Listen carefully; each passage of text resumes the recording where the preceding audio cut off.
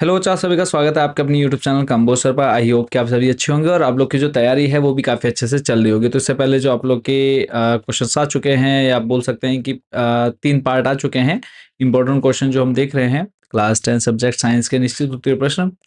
तो जिन बच्चों ने वो वीडियोस नहीं देखी हैं, लिंक आपको डिस्क्रिप्शन में या ऊपर आई बटन पर क्लिक करने पर आपको मिल जाएंगी वो वीडियोस भी, तो उनको भी आप लोग जरूर देखिएगा, क्योंकि सारे जो है इंपॉर्टेंट क्वेश्चन है, सिलेक्टेड क्वेश्चन है। अगर आप इतना पढ़ लेते तो आपको साइंस में कुछ भी एक्स्ट्रा पढ़ने की जरूरत नहीं पड़ने वाली है। तो और आप लोग के लिए एक चीज़ और कि जो बच्चे मोस्ट इंपोर्टेंट क्वेश्चंस या फिर एक्सपेक्टेड क्वेश्चन जो आपके बोर्ड एग्जाम में सेम टू सेम देखने को मिलने वाले हैं, तो जो भी बच्चे उन मोस्ट इंपोर्टेंट क्वेश्चंस की पीडीएफ को परचेज करना चाहते हैं, तो सिंपली आपने हमारे व्हाट्सएप नंबर पर कांटेक्ट करना है। हमारा व्हाट्सएप आपके सामने स्क्रीन पर देखने को मिल जा रहा होगा। तो इस नंबर पर मैसेज करके आप जिस भी सब्जेक्ट के इंपॉर्टेंट क्वेश्चन की पीडीएफ जो है खरीदना चाहते हैं, तो सिंपली आपने उस सब्जेक्ट का नाम बता देना है। हिंदी मीडियम इंग्लिश मीडियम दोनों माध्यम में जो है इंपॉर्टेंट क्वेश्चन है वो अवेलेबल है। तो जो भी बच्चे लेना चाहते हैं हमारे इस व्हाट्सएप नंबर पर जरूर कांटेक्ट कर लीजिएगा। तो देर न करते हुए हैं करते हैं क्वेश्चन जो है आज के स्टार्ट। तो क्वेश्चन नंबर 151 है, एस्ट्रो के उपयोग बताइए। तो ठंडे पेय, आइसक्रीम, मिठाई तथा इत्र में एस्टर प्रयुक्त किए जाते हैं। अगला प्रश्न है, रेफ्रिजरेटर में प्रयुक्त किए जाने वाले कृत्रिम संश्लेषित रसायन का नाम क्या है? आंसर बच्चों आपका फ्रेऑन। नेक्स्ट है, प्रकाश संश्लेषण के दौरान कौन सी गैस बाहर निकलती है? ऑक्सीजन। नेक्स्ट है, पित्त का रस निर्माण जो है पित्त रस का निर्माण कहाँ होता है? यकृत में होता है। अगला है, प्रकाश संश्लेषण की प्रकाशीय अभिक्रिया कोशिका के किस भाग में होती है? तो हरित लवक के ग्रेना में होती है। अगला प्रश्न है, मनुष्य की श्वास दर सामान्यतः कितनी होती है? तो 15 से 18 बार प्रति मिनट होती है। रुधिर के थक्का बनाने में कौन सी कणिकाएं भाग लेती हैं? तो रक्त प्लेटलेट्स। नेक्स्ट क्वेश्चन है, मनुष्य में उत्सर्जन मुख्य रूप से किस अंग द्वारा होता है? किडनी या फिर वृक्क द्वारा। अगला है, मनुष्य में मुख्य उत्सर्जी पदार्थ क्या है?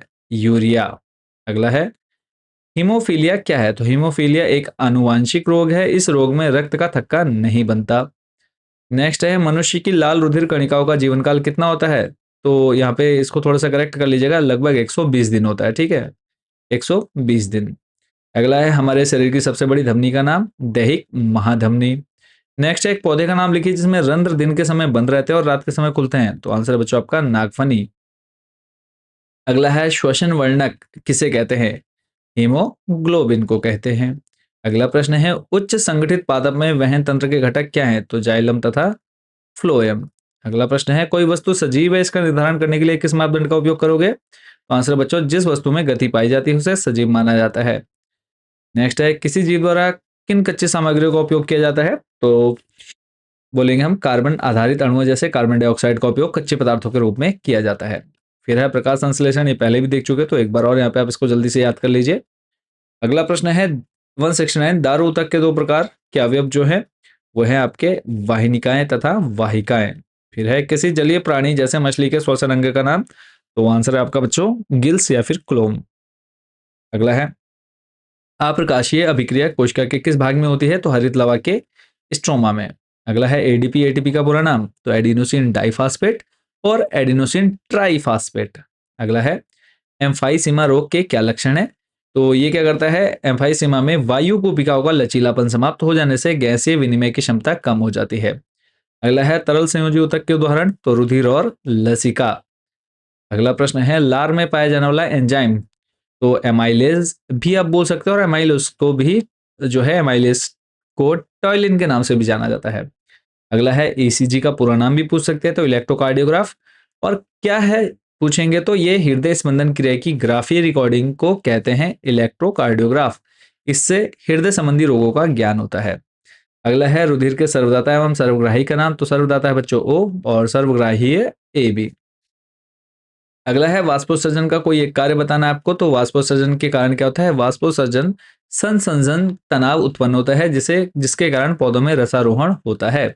वाष्पोत्सर्जन के कारण पौधों में खनिज लवणों का वितरण होता है। अगला है, हमारे शरीर में वसा का पाचन कहाँ होता है?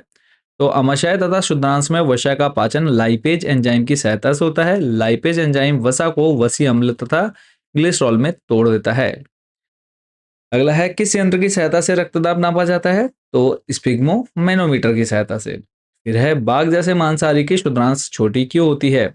तो मांसाहारी भोजन की प्रकृति प्राणी शरीर के अनुरूप होने के कारण, इसका पाचन शीघ्र हो जाने के कारण इसकी इनकी जो शुद्धांश होती है वो छोटी होती है। अगला है पश्चिम मस्तिष्क के उस भाग का नाम बताइए जो श्वसन को नियंत्रित करता है। पॉन्स। प्रतिवर्ती क्रियाओं में कौन सी तंत्रिका भाग लेती है। रीढ़ रज्जु। मेडुला ऑब्लांगेटा का क्या कार्य है। अनिच्छिक क्रियाओं पर नियंत्रण रखना। फिर है स्वाद इंद्रियां कहाँ स्थित होती हैं। तो आंसर बच्चों आपका जीभ पर। फिर है ध्वनिग्राही और शरीर का संतुलन बनाए रखने का कार्य कौन करता है। कान या फिर कर्ण। अगला है कौन सा हार्मोन स्त्रियों के द्वितीयक लैंगिक लक्षणों के लिए उत्तरदायी है। तो आंसर है बच्चों आपका एस्ट्रोजन। हृदय के ठीक ऊपर स्थित ग्रंथि का नाम थाइमस ग्रंथि। फिर है इंसुलिन ग्लूकोज को किस रूप में बदलता है। ग्लाइकोजन में बदलता है। अगला प्रश्न है मनुष्य के शरीर में उस ग्रंथि का नाम लिखिए जो हार्मोन तथा एंजाइम दोनों को स्रावित करती है। अग्नाशय। चलते हैं नेक्स्ट। तंत्रिका कोशिका क्या है। तो तंत्रिका कोशिका तंत्रिका तंत्र की मूल इकाई है। अगला प्रश्न है पश्चिम मस्तिष्क के उस भाग का नाम बताइए जो श्वसन को नियंत्रित करता है। आंसर बच्चों आपका पोन्स। अगला है मस्तिष्क तथा रीढ़ रज्जु के चारों ओर पाए जाने वाले आवरण का नाम। तो इसको बोलते हैं दृढ़ तानिका तथा मृदु तानिका। नेक्स्ट क्वेश्चन है अनिच्छिक क्रियाओं का नियंत्रण एवं नियमन नियमन केंद्र कौन सा है। तो मस्तिष्क का मेडुला ऑब्लांगेटा। अगला है दो पादप हार्मोन्स के उदाहरण दीजिए जो वृद्धि को बढ़ाते हैं। ऑक्सिन और जिब्रेलिन। चलेंगे नेक्स्ट क्वेश्चन पर। अगला है कोशिका विभाजन को प्रेरित करने वाले पादप हार्मोन का नाम। तो आंसर है बच्चों आपका साइटोकाइनेन। अगला है अनिषेक फलन किसे कहते हैं। तो ऑक्सीन की अधिकता या ऑक्सीन का छिड़काव करने से बिना निषेचन के अंडाशय से फल विकसित हो जाता है। ये फल बीज रहित होते हैं। इस प्रक्रिया को अनिषेक फलन कहते हैं। अगला प्रश्न है एक जंतु हार्मोन का उदाहरण दीजिए जो पीयूष ग्रंथि से स्रावित होता है। तो आंसर बच्चों आपका थायरोट्रोपिन या फिर थायराइड प्रेरक हार्मोन। अगला है हम एक अगरबत्ती की गंध का पता कैसे लगाते हैं। तो हम अगरबत्ती की गंध का पता नासिका में स्थित घ्राण संवेदांगों द्वारा लगाते हैं।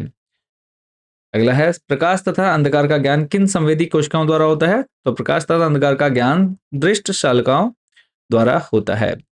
तो जैसा कि हर एक पार्ट में हम 50 क्वेश्चन कवर कर रहे हैं तो आज के जो हमारे 50 क्वेश्चंस थे वो बच्चों यहाँ पर कवर हो चुके हैं। तो जो भी बच्चे इंपॉर्टेंट क्वेश्चंस या फिर बोर्ड एग्जाम में बहुत अच्छा स्कोर करना चाहते हैं तो जैसे कि मैं आपको स्टार्टिंग में ही बता चुका हूँ कि हर साल हम आप लोग के लिए एक्सपेक्टेड क्वेश्चन और उन्हीं क्वेश्चंस में से जो है आपका पूरा बोर्ड का पेपर सेम टू सेम देखने को मिल जाता है। तो जो भी बच्चे उन इंपॉर्टेंट क्वेश्चंस को लेना चाहते हैं बहुत ही कम कॉस्ट में आप लोग परचेज कर सकते हैं। आप हिंदी मीडियम से या इंग्लिश मीडियम से हैं तो दोनों मीडियम में जो है बच्चों क्वेश्चन अवेलेबल हैं। तो जैसे कि आप स्क्रीन पर हमारा व्हाट्सएप नंबर देख पा रहे हैं इस नंबर पर आपने मैसेज करना है। आपको किस क्लास के किस सब्जेक्ट के और हिंदी मीडियम या इंग्लिश मीडियम वो आपको बताना है। इतना बताते ही हम आपको एक QR कोड सेंड कर देते हैं। उस पर आप जैसे ही पेमेंट करते हैं PDF डायरेक्टली आपको आपके व्हाट्सएप नंबर पर भेजी जाती है। तो नीचे सारे सब्जेक्ट अवेलेबल हैं। यहाँ पे अगर हम बात करें साइंस विज्ञान की तो साइंस के जो है आपको यहाँ पर टॉपिक वाइज इंपॉर्टेंट क्वेश्चन देखने को मिल जाते हैं। तो जैसे कि आप यहाँ पे इनकी कॉस्ट देख पा रहे होंगे टॉपिक वाइज आपको हिंदी मीडियम इंग्लिश मीडियम में देखने को मिल जाती है। तो उनमें से अगर आप टॉपिक वाइज कोई PDF लेना चाहते हैं वो भी ले सकते हैं या फिर कंप्लीटली सब्जेक्ट लेना चाहते हैं तो वो भी आप लोग बहुत कम कॉस्ट में बच्चों परचेस कर सकते हैं। तो सभी बच्चों को ऑल द बेस्ट। अच्छे से तैयारी करते रहिए। कोई डाउट कोई क्वेश्चन आपके मन में रहता है तो वो आप लोग कमेंट सेक्शन में पूछ लीजिएगा। बाकी चैनल को सब्सक्राइब कर लीजिएगा क्योंकि वीडियोस जो है रेगुलर आना स्टार्ट हो चुके हैं। सारे सब्जेक्ट की हम आप लोग को तैयारी जो है बोर्ड एग्जाम की कराते हैं। तो अगेन आप सभी को best of luck for your board exam 2026। मिलेंगे नेक्स्ट वीडियो में नेक्स्ट अदर इंपॉर्टेंट क्वेश्चंस के साथ।